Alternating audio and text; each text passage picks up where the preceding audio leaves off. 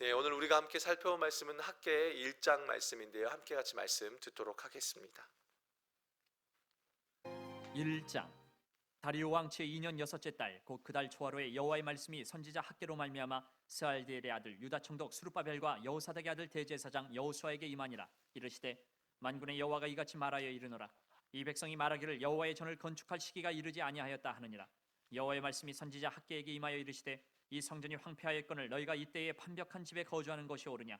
그러므로 이제 만군의 여호와가 이같이 말하노니 너희는 너희의 행위를 살필지니라. 너희가 많이 뿌릴지라도 수확이 적으며 먹을지라도 배부르지 못하며 마실지라도 흡족하지 못하며 입어도 따뜻하지 못하며 일꾼이 삭슬 받아도 그것을 구멍 뚫어진 전대에 넣음이 되느니라. 만군의 여호와가 말하노니 너희는 자기의 행위를 살필지니라. 너희는 산에 올라가서 나무를 가져다가 성전을 건축하라. 그리하면 내가 그것으로 말미암아 기뻐하고 또 영광을 얻으리라. 여호와가 말하였느니라. 너희가 많은 것을 팔았으나 도리어 적었고 너희가 그것을 집으로 가져갔으나 내가 불어버렸느니라. 나 만군의 여호와가 말하노라. 이것이 무슨 까닭이냐. 내 집은 황폐하였을 때 너희는 각각 자기의 집을 짓기 위하여 빨랐음이라. 그러므로 너희로 말미암아 하늘은 이슬을 그쳤고 땅은 산물을 그쳤으며 내가 이 땅과 산과 곡물과 새 포도주와 기름과 땅의 모든 소산과 사람과 가축과 손으로 수고하는 모든 일에 한재를 들게 하였느니라. 스알디엘의 아들 스룹바벨과 여호사닥의 아들 대제사장 여호수아와 남은 모든 백성이 그들의 하나님 여호와의 목소리와 선지자 학개의 말을 들었으니 이는 그들의 하나님 여호와께서 그를 보내셨음이라. 백성이 다 여호와를 경외하매 그때 여호와의 사자 학개가 여호와의 위임을 받아 백성에게 말하여 이르되 여호와가 말하노니 내가 너희와 함께 하노라 하니라. 여호와께서 스알디엘의 아들 유다 총독 스룹바벨의 마음과 여호사닥의 아들 대제사장 여호수아의 마음과 남은 모든 백성의 마음을 감동시키시매 그들이 와서 만군의 여호와 그들의 하나님의 전 공사를 하였으니 그때는 다리오 왕 제2년 여섯째 달 24일이었더라. 아멘. 이제 오늘부터 이제 학개서 또 그리고 다음 주에 이제 스가랴 또 이제 에스더 말씀들을 저희가 계속적으로 포로 후기의 말씀들을 좀 살펴보게 됩니다. 이 책들을 이제 포로 후기라고 말을 합니다. 바벨론에서 이제 70년간 포로로 잡혀가고 바벨론이라는 나라에서 페르시아로 넘어갔지요. 그리고 나서 이제 70년이 차서 다시 돌아오고 난 이후에 여러 가지 이야기들이 있습니다. 그래서 우리가 이 학개서를 여러분이 이해할 때에 반드시 우리가 지난주에 살펴봤던 에스라와 느헤미야라는 역사의 뼈대를 놓고 그 가운데서 이 학개서를 봐야지 여러분들이 이 학개서에 담겨진 그 하나님의 마음을 온전히 알 수 있게 됩니다. 이렇게 분열 왕국이라고 그러죠. 이 남유다 북이스라엘로 갈라진 포로 이전의 상황들의 그 시대 속에 가장 큰 이스라엘의 죄악상을 꼽는다면 우상 숭배였습니다. 뭐 바알, 아스타롯, 수많은 이방 나라들의 그 신들을 섬기는 것이 그 분열왕국 시대 가운데 드러난 이스라엘의 가장 큰 죄악상이었다면 포로 기간을 거치면서 이스라엘이 뭘 깨닫냐면 여러분 다니엘 그 다음에 느헤미야 요 시대를 쭉 거치면서 이스라엘이 뭘 깨닫냐면 이방의 나라들이 이방의 왕들 바벨론이나 페르시아의 왕들이 하나님을 고백하는 거예요. 야, 그 이방의 나라들이 하나님을 고백하면서 하나님이 온 땅의 왕, 열방의 주인이시다라는 것을 이스라엘 백성들이 깨닫게 됩니다. 그런데 그들이 이제 포로지에서 돌아오는 가운데서 하나님에 대한 그런 분명한 인식은 있지만 막상 그들이 이제 돌아와서 성전을 재건해야 되고 또 성벽을 세워가야 되는 그런 여러 가지 일들이 있죠.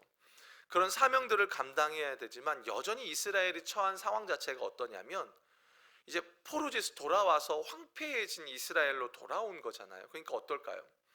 아무래도 먹고 사는 것에 문제들이 있지요. 또 여전히 돌아는 왔지만 여전히 페르시아라는 나라의 속국으로 되어져 있는 상태라는 겁니다. 그러니까는 여전히 어렵죠. 그러다 보니까 어떤 문제가 이스라엘 안에 처하게 되냐면 이들이 하나님 앞에 예배는 드려요. 근데 하나님이 우선이 되는 것이 아니라 자기들의 이제 먹고 사는 것의 문제가 하나님을 섬기는 문제보다 더 커져 버린 겁니다. 그래서 이제 포로 후기, 이제 귀환하고 난 이후의 이스라엘 문제 가운데서 가장 큰 신앙의 문제가 뭐냐면 현실의 문제를 만나면서 신앙이 점점 형식화돼 버려요. 종교화돼 버린다고 말합니다.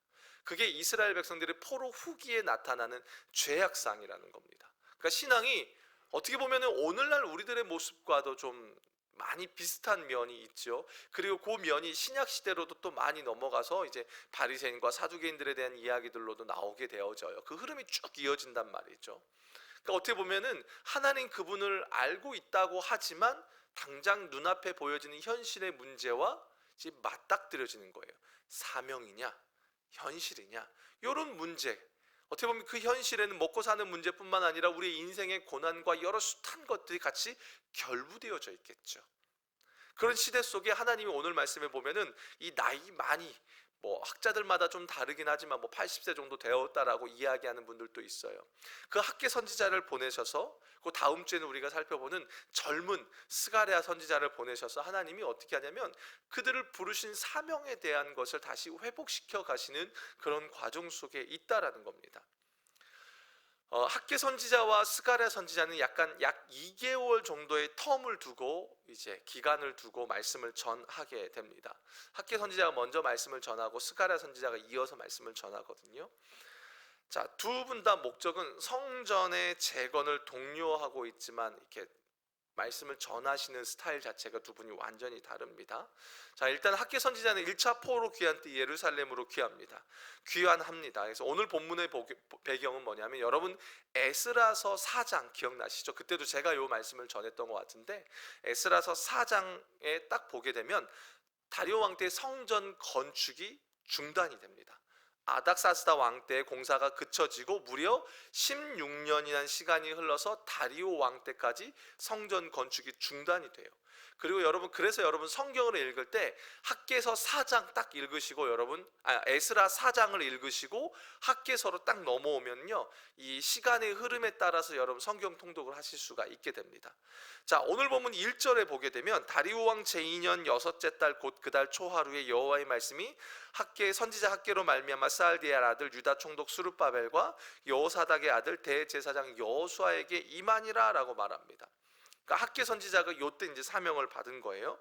중요한 것은 지금 성전 건축이 16년 동안 중단이 된 상태에서 학계 선지자에게 하나님의 말씀이 임하는 겁니다. 내용을 보니까 2절에 보니까 만군의 여호와가 이같이 말하여 이르노라 이 백성이 말하기를 여호와의 전을 건축할 시기가 이르지 아니하였다니라. 여러분 무슨 뜻입니까? 하나님이 지금 이스라엘 백성들의 속마음에 대해서 지금 이야기하시는 겁니다. 이 백성이 말하기를 아직 여호와의 전을 건축할 시기가 이르지 않았다. 여러분 어떤 단어가 눈에 들어오십니까? 여기 보면요 하나님이 뭐라고 말하냐면 이 백성이 말하기를 이라고 말합니다. 뭐가 달라요? 내 백성이라고 말해야지 맞잖아요. 근데 하나님이 여기서는 의도적으로 이 백성이라고 말합니다. 뭔가 여러분 내 자식 이야기 이 자식 요거 느낌 이렇게 나시죠? 뭔가 거리감이 느껴지십니까? 지금 하나님이 이스라엘 백성들을 향해 갖고 계신 관계의 거리감을 표현해 주는 아주 중요한 말이에요. 분명 내 백성이지만 지금 뭐예요? 하나님께 문제가 있다는 뜻입니까? 아니죠. 지금 이스라엘 백성들이 하나님을 향해 갖고 있는 태도에 문제가 있다는 겁니다. 그래서 하나님이 의도적으로 이 백성이라고 표현합니다. 어떤 문제입니까? 어떻게 보면요 지금 이스라엘 백성들이 여러 가지 핑계를 대면서 하나님의 성전을 다시 세우는 일에 관심을 갖고 있지 않다는 것에 대해서 하나님이 책망하시는 겁니다. 그 중에 가장 큰 핑계가 뭡니까? 아직 우리가 흔히 제일 많이 쓰죠. 아직 때가 아니니까. 참 우리는 이 하나님의 때라는 거에서 정말 많이 오해합니다. 오해도 많이 하고 참 남용도 참 많이 합니다. 툭하면 하나님의 때, 내가 원하는 때는 이게 하나님의 때야. 내가 원하지 않으면 하나님의 때가 아니야. 늘상 우리의 여건과 우리의 상황과 우리의 마음과 감정에 따라서 하나님의 때에 대해서 평가를 함부로 해버립니다.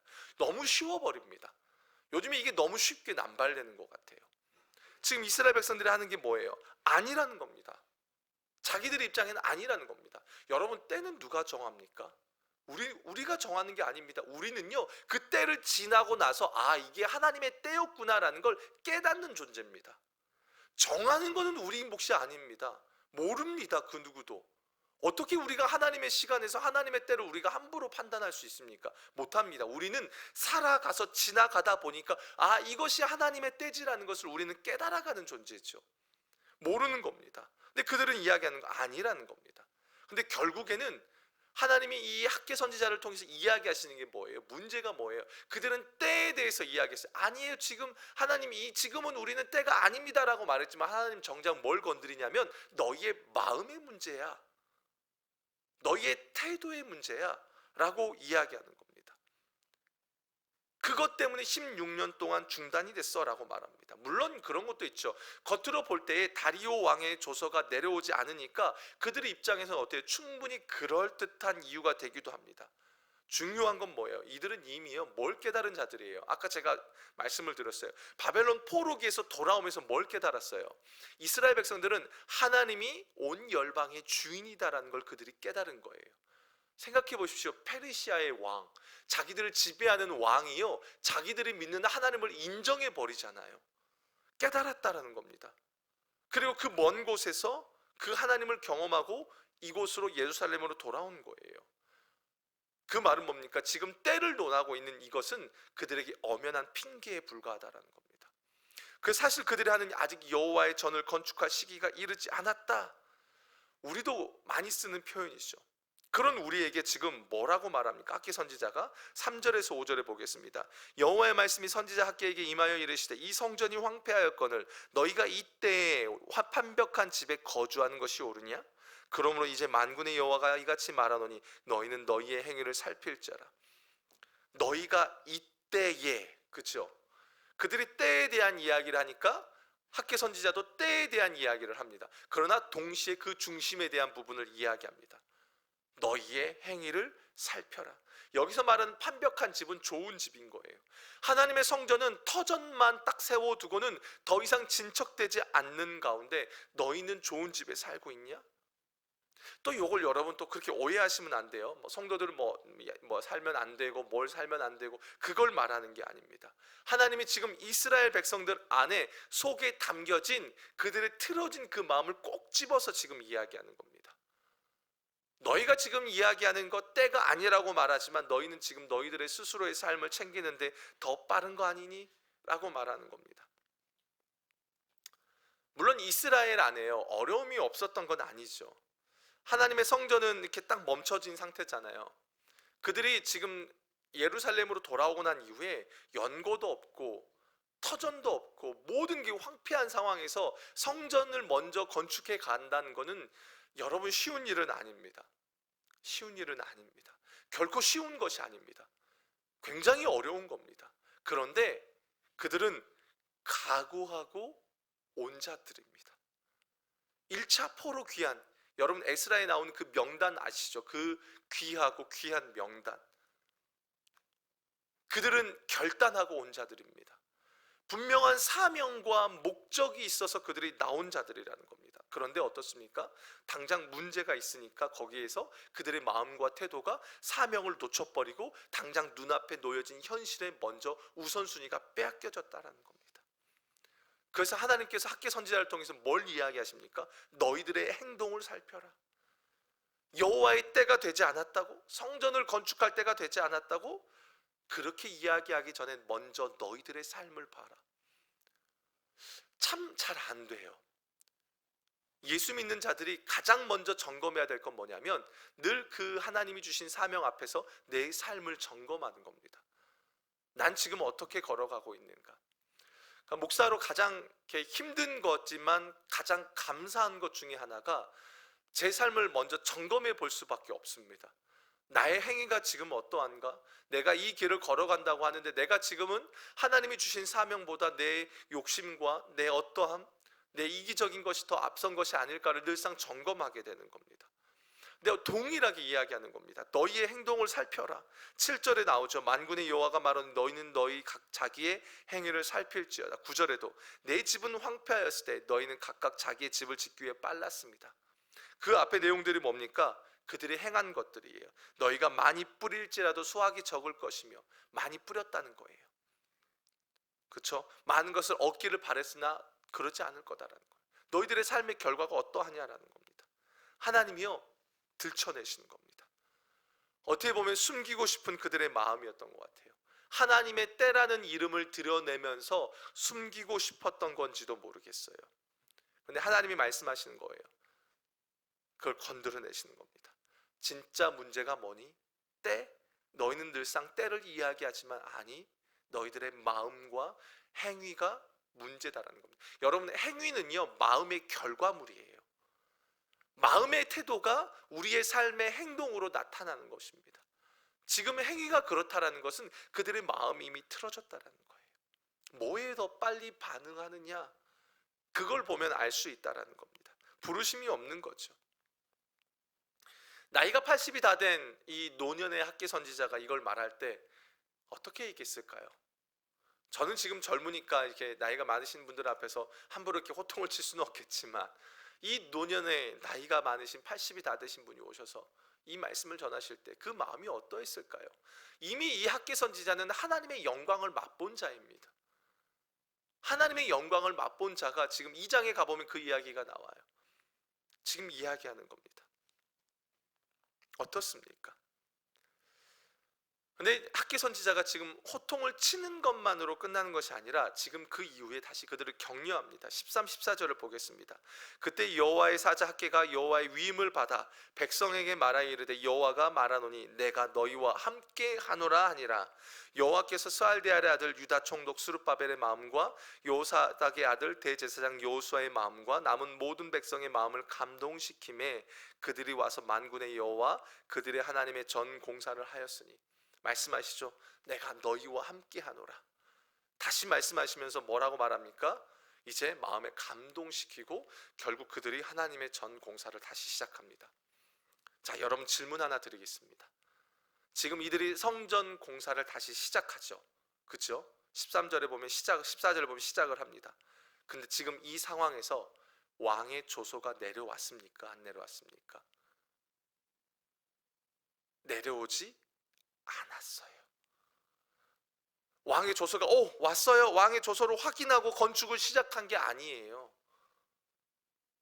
지금 하나님의 마음이 감동되자 그들이 성전 공사를 다시 시작한 겁니다.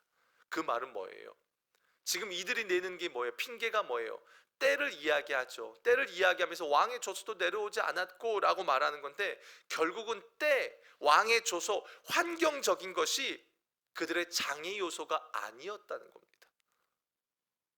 겉으로 드러나는 것이 문제가 아니었다라는 거예요. 걸림돌이 아니었다는 겁니다. 진짜 문제는 뭐예요? 그들의 마음이었다는 겁니다. 믿음의 문제였다는 겁니다. 사명의 문제였다는 겁니다. 부르심의 문제였다라는 겁니다. 여러 우상들이 있고 여러 문제들이 있습니다. 근데 어떻게 보면 문제가 없는 사람이 있을까요? 어려움이 없는 사람이 있을까요? 이 땅에 태어나서 살아가는 것조차 어렵다라는 겁니다. 중요한 건 뭡니까? 그것에 사로잡혀서 하나님이 주신 사명까지 놓쳐버렸다라는 겁니다. 여러분 그거 아세요? 이스라엘 백성들을 하나님이 애굽에서 건져내실 때에 초점이 한 가지 있었습니다. 하나님의 초점은 뭐였냐면 그들을 애굽에서 건져내는 것에 하나님의 모든 목적이 있지 않았어요. 하나님의 마음과 목적은 애굽에서 내가 너희를 건져줄게가 아니라 내가 애굽에서 너희를 건져내서 너희를 약속의 땅 가나안으로 보낼게 라는 부르심과 목적이 있었습니다. 그리고 그 가운데 또 한 가지가 너희를 제사장 나라로 삼을 거야 라는 사명이 있었다는 겁니다. 우리는 예수를 믿고 내 하나님 예수를 믿으면 내 문제에서 해결해 줄 거야 라는 것으로만 끝나는 것이 아니라 예수를 믿는다는 것 속에는 우리에게 주어진 사명이 있다는 겁니다. 여전히 문제가 있고 여전히 고난이 있고 여전히 아픔이 있고 여전히 인생에서 풀어가야 될 것들이 있지만 그것 너머에 우리를 부르시고 구원하실 때에 우리에게 각자에게 허락하신 사명과 부르심이 있다는 겁니다. 근데 지금 이스라엘이 그걸 놓쳐버린 겁니다. 그래서 예수님이 신약에서 뭐라고 말씀하세요? 너희는 먼저 그의 나라와 의를 구하라고 말씀하시는 겁니다. 왜요? 아신다는 겁니다. 하나님이 이들의 형편을 모르실까요? 이들의 결단하고 오신 걸 아시잖아요. 이들이 여러분 바벨론 그 포로지에서 그곳에서 나름대로 7, 80년을 살았습니다. 제가 이민 생활 나름 5년밖에 못했거든요. 5년 했는데 적응 금방 했어요. 7, 80년 살았으면요 현지인이에요. 현지인. 이미 교민, 교포 2세, 3세들은요 한국 사람이 아니래요. 외국인이에요. 근데 그곳에서 모든 것을 버려두고 다시 나왔다는 건 보통 결단으로 나온 게 아니라는 겁니다. 목숨을 걸고 그들이 그곳으로 나온 거예요. 여러분, 그 바벨론 그 땅 안에서 이 애굽으로 이스라엘 백성들이 있는 가나안 땅으로 오는 그 여정은요 사막과 빨리 오려면 다드몰이라는 곳을 지나와야 돼요. 거기는 사막지대예요. 수많은 사람들이 죽어나가는 겁니다. 빨리 오려면 그쪽으로 와야 돼요. 목숨을 걸고 왔다는 겁니다. 여러분, 예수를 믿을 때요 십자가를 통과하며 나는 죽고 예수로 산다고 우리는 이미 그 고백을 한 자들입니다. 모르실까요? 하나님이 아신다는 겁니다. 근데 그 마음 안에서, 그 중심 안에서 태도와 행위가 어떠하냐라는 겁니다. 오죽했으면 하나님이 나중에 느헤미야를 통해서 삶에 대한 개혁까지 다 하시잖아요. 아신다는 겁니다. 우리 모두는요 여러분 꼭 이것을 교회를 세워라 꼭 이렇게만 보지 않아요. 요즘 시대 이렇게만 보지 않아요. 여러분 각자에게 허락하신 것들이 있어요. 어떤 이들은 파송을 나온 분들도 있고 여기 있을 수도 있고요. 또 직장도 있고요. 각자 허락하신 곳, 모든 곳에 여러분 하나님이 우리에게 허락하신 것이 있습니다. 그곳에서 주님의 나라를 세워가기를 원하는 거예요. 우리 앞에 여러분 하나님 나라를 위한 기도했잖아요. 여러분 있는 곳에서 하나님 나라가 세워지는 겁니다. 이 교회, 포도나무 교회 안에서 하나님 나라가 세워져야 되고요. 여러분 가정 안에서도 하나님 나라가 세워져야 한다는 겁니다. 그곳에서 여러분들에게 맡겨주신 사명이 있다는 겁니다. 근데 참 감사한 건 뭐냐면 이들이요 다시 하나님의 말씀이 임하자 그 놓아졌던 사명을 다시 불태웁니다. 거기 본문에 참 재미있어요. 12절 끝에 보면 이는 그들의 하나님 여호와께서 그를 보내셨습니다. 백성이 다 하나님을 경외하며. 이게 회복이 되는 거예요. 하나님을 향한 자세, 태도, 경외함이 회복되니까 말씀이 들려지는 겁니다. 그러니까 그 말씀이 그들 안에 역사가 일어나서 결국에는 조서가 내려오지 않았어요. 근데 일을 시작하는 겁니다. 그러니까 또 누가 역사해요? 그 가운데 또 하나님이 또 역사하셔서 조서를 내려오게 하고 이 모든 과정을 일사천리로 하나님이 진행해 가시더라는 겁니다. 사랑하는 여러분, 결국 태도더라고요. 하나님을 향한 태도, 그리고 하나님이 맡겨주신 사명과 그 부르심에 대한 것을 우리가 얼마나 깨닫고 붙들고 살아가느냐에 따라서 신앙의 여정은 달라집니다. 다 다를 겁니다. 인생의 고난의 크기와 고난의 내용은 다 다릅니다. 다 다릅니다. 막 내 고난이 더 세, 네 고난이 더 세냐, 내게 더 세다 배틀 뜨고 서로 막 논쟁하고, 아니요. 고난과 문제는 철저하게 주관적이라고 그랬습니다. 그 사람이 겪는 고난이 가장 큰 겁니다. 내가 겪는 게 가장 큰 겁니다. 그 말은 뭐냐면 인생의 모든 사람들에게 고난과 문제와 어려움들은 있다라는 겁니다. 그런데 예수를 믿는 자에게는 그것 넘어서서 그들을 부르셨다라는 것 자체, 부르셨을 때는 목적과 사명이 있다라는 겁니다. 그럼 우리는 그것을 기억하고 가느냐는 거예요. 그것을 완성시키느냐가 아니에요. 완성의 문제는 하나님의 몫에 달려 있습니다. 우리는 완성시키는 자들이 아닙니다. 주신 것에 말씀 따라 한 걸음 내딛는 자들입니다. 한 걸음 감당하는 자들입니다. 너무 힘들어요. 버거워요. 그래요. 알아요. 그런데 그 속에서 하나님을 경외하는 마음으로 어떻게든 한 걸음 내딛는 역할만 하면 나머지는 하나님이 하신다는 겁니다. 어떤 이들은 기도로 교회를 세우는 자들도 있을 것입니다. 어떤 이들은 몸으로 헌신하는 자들이 있을 겁니다. 내용들은 다 다릅니다. 그러나 하나님 앞에서 하나님을 경외하는 그 마음으로 나아간다면 달라질 것입니다. 결국 오늘 말씀을 통해서 확인한 것, 16년 동안 중단된 이유는 단순히 왕의 조서의 문제 때문이 아니더라는 겁니다. 그들의 마음의 중심 안에 문제가 오자 너무 약해진 겁니다. 문제가 오자 무너져 버린 겁니다. 부르심을 놓쳐버린 겁니다. 두려운 겁니다. 그래서 하나님이 학개 선지자를 통해서 일으키십니다. 다음 주에 살펴보면 아시겠지만 스가랴 선지자를 통해서는요 말할 수 없는 환상들을 통해서 보여주십니다. 봐봐. 어떻게 보면요 제가 요즘에 고민이 많거든요. 목회하면서 그냥 하나님이 너의 문제들 이렇지, 상황들 이렇지만 아이고 이거 힘들지 이걸 말하는 게 아니라요, 학개 선지자를 통해서는 부르심에 대해서 강력하게 이야기하고요, 스바라를 통해서는 뭘 이야기하신지 아십니까? 영광스러운 그 하나님 나라의 회복에 대해서 보여주시는 거예요. 그냥 이거 힘들지 이거 어떻게 그냥 막 이렇게 아이들 돌보듯이 우쭈쭈 하는 것이 아니라, 하나님이 오히려 영광스럽고 더 멋지고 더 거대하고 더 원대한 하나님 나라를 보여주시는 겁니다. 왜요? 그걸 보면 이겨낼 수 있고 달려갈 수 있으니까요. 어려워도 갈 수 있으니까요. 여러분, 문제가 있으면 다 놔버려야 합니까? 어려움이 있으면 예배고 뭐고 다 놔버려야 합니까? 다 놔버려야 합니까? 아니라는 겁니다. 그거보다 더 큰 하나님의 영광이 있기 때문에 달려갈 수 있다는 겁니다. 결국에는 살리시고 일으키시고 우리에게 그것을 허락하신 분도 우리고, 그것을 선택해서 반응한 자도 우리라는 겁니다. 거기에 빼앗기지 말라는 겁니다. 사랑하는 여러분, 각자에게 허락하신 사명이 있습니다. 저는 목사로서, 여러분은 성도로서 다 다릅니다. 그러나 중요한 건 우리 안에 그 하나님을 경외하며 우리 안에 그 하나님을 사랑하는 그 마음이 있느냐 없느냐, 그거를 보시는 겁니다.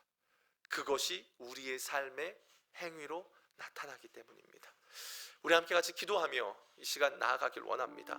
2절 말씀에 이 만군의 여호와가 이같이 말하노라 이르노라, 이 백성이 말하기를 여호와의 전을 건축할 시기가 이르지 아니하였다 하느라.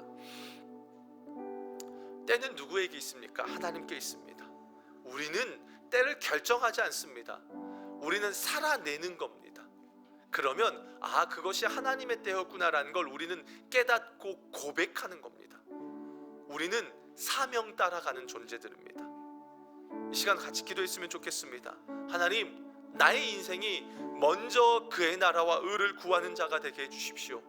여전히 고난이 있고 여전히 아픔이 있고 여전히 해결해야 될 것들이 있지만, 주님, 예수를 믿는다는 게 믿고 그냥 문제 해결을 구하는 자가 아니라 주님이 우리에게 사명을 주셨다는 겁니다. 주님, 내가 그 사명 붙들고 나아갑니다. 내 삶에 무너진 것들이 있다면, 그 놓쳐진 부르심이 있다면 다시 한번 붙들고 주님 앞에 서서 나아가는 자가 되게 해주십시오. 우리 함께 같이 기도하며 나아가겠습니다. 살아계신 아버지 하나님, 간구하며 나아갑니다.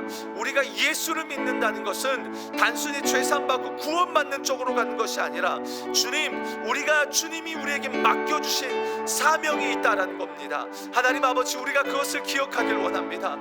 각자에게 허락하신 부르심을 아버지 놓치지 않길 원합니다. 문제 때문에, 어려움 때문에 하나님 낙심하고 절망하고 좌절하는 것이 아니라, 그 속에서 맡겨주신 사명을 기억하며 주여 그 주님의 나라를 구하며 먼저 그의 나라와 의를 구하며 나아갈 때에 이 모든 것을 더하시는 아버지의 놀라운 은혜를 우리가 맛보는 자들이 되길 원합니다. 하나님, 우리를 그렇게 부르셨습니다. 때는 하나님이 정하십니다. 모릅니다. 우리는 하나님이 보여주신 것, 주신 말씀에 반응하는 자들입니다. 주님, 맡겨주신 부르심에 순종하는 자들입니다. 주여, 순종하며 나아갈 때에 하나님, 우리는 결국에는 주님이 하셨음을 고백하는 자들인 줄로 믿습니다. 하나님 아버지, 내가 정하지 않게 하시옵소서. 그 중심 안에 틀어진 나의 마음을 주여 붙잡아 주시고, 말씀 앞에서 그 사명을 붙잡고 하나님 앞에 서서 나아가는 나의 인생이 될 수 있도록 주여 인도하여 주시옵소서. 우리 마지막으로 이렇게 기도했으면 좋겠습니다. 13절 14절 우리 붙들고 기도합시다. 그때 여호와의 사자 학개가 여호와의 위임을 받아 백성에게 말하여 이르되, 여호와가 말하노니 내가 너희와 함께 하노라. 여호와께서 스알디엘의 아들 유다 총독 스룹바벨의 마음과 요사닥의 아들 대제사장 여호수아의 마음과 남은 모든 백성의 마음을 감동시키매 그들이 와서 만군의 여호와 그들의 하나님의 전공사를 하였으니, 문제가 마음이었습니다. 우리가 놓치지 말아야 될 것은, 하나님 말씀하시오, 내가 너희와 함께 하노라 라고 말씀하십니다. 결국은 하나님이 함께 하신다는 생명의 말씀이 그들 안에 들어지니까요, 그 무너졌던 마음이 다시 살아납니다. 이 시간 같이 기도합시다. 하나님, 우리 안에 하나님의 함께하심을 다시 한번 인식하고 살아가게 해주십시오. 나에게 놓여진 그 현장에서, 그 부름받은 현장에서 하나님이 나와 함께하고 계시고 하나님의 말씀이 들려져서 내 마음이 감동케 되어져서 하나님, 나에게 놓여진 믿음의 여정을 내가 끝까지 감당하는 그런 사람이 되게 해주십시오. 우리 마지막으로 주여 한 번을 치고 기도하시고 여러분 계속해서 기도하시고 하시겠습니다. 주여.